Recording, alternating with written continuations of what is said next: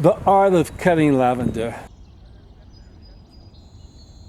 These pieces here that are still blossoming, we want to wait for them to blossom because in a couple of weeks or so, in a week, then we'll come back and we'll use these fresh blossoms for making oils and vinegars and all sorts of beautiful things.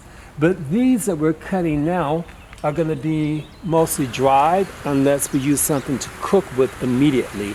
So what happens is you see the brown part here at the stem. Where we cut is we cut a couple of inches above the stem, and therefore we get the whole leaf. So we won't have all sections. But you don't want to cut below that stem area where the brown area is, because if you do, then you will damage the plant.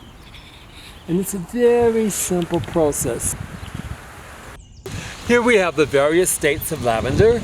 We have very, very fresh lavender that is very young and that is about to open up. Here it's fully opened up.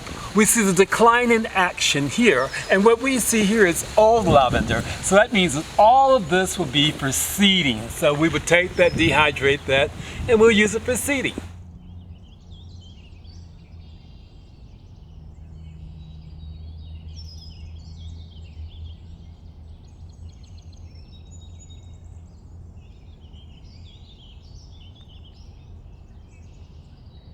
The art of tied lavender.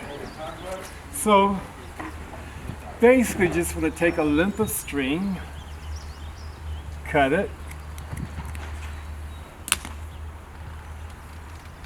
and then wrap the string. I like to wrap it twice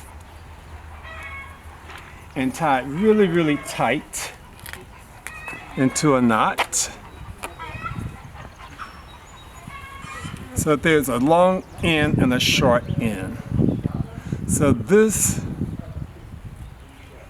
holds a bundle together. And then what I like to do is take this and make a loop. And then once you make a loop, tie that into a knot. And what you end up having is something to hang it with.